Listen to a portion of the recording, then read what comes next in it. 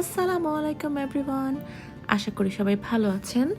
আমি চলে আসছি আর একটা ছোট ভিডিও নিয়ে। আজকের ভিডিওটা হচ্ছে আপনারা বাসায় কিভাবে স্ক্রাব বানাতে পারেন, rice brightening body scrub.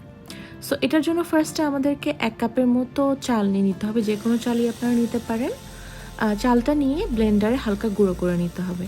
By the way, ভিডিওটা ভালো লাগলে লাইক এবং শেয়ার করতে ভুলবেন না। ব্লেন্ডটা এমনভাবে করতে হবে যেন একটু গুঁড়ো গুঁড়ো থাকে, একদম আটার পর্যায়ে চলে না যায়। এরপরে যেটা নিতে হবে সেটা হচ্ছে আপনার একটা টিস্পুন।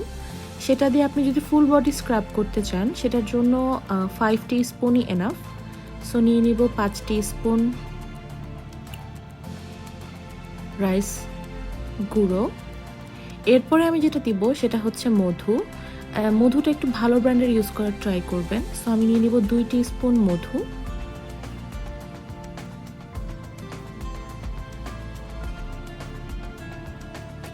মধুটার পরে আপনারা যে কোনো বডি ওয়াশ যেটা আপনি রেগুলারলি ইউজ করেন সেটা দিয়ে দেবেন 2 টিস্পুন।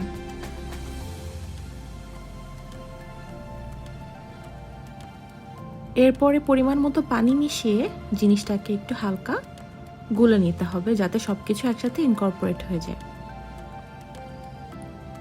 এই ব্রাইটেনিং মাস্কটা খুবই বেশি কার্যকরী এবং এটা আপনাকে খুবই রিল্যাক্সিং একটা ফিলিং দেবে আফটারওয়ার্ডসে।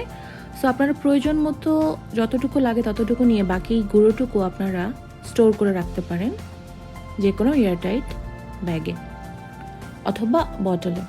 সো জিনিসটা ইউজ কীভাবে করতে হবে আমি দেখিয়ে দিচ্ছি। আমি অনেক ব্রাইটেনিং রাইস স্ক্রাব কিনে ইউজ করেছি, কিন্তু যেটা আমি বানিয়ে ইউজ করি এটাই আমার কাছে বেস্ট লাগে। মনে হয় যে একদম ফ্রেশলি আমি জাস্ট বানিয়ে ইউজ করলাম।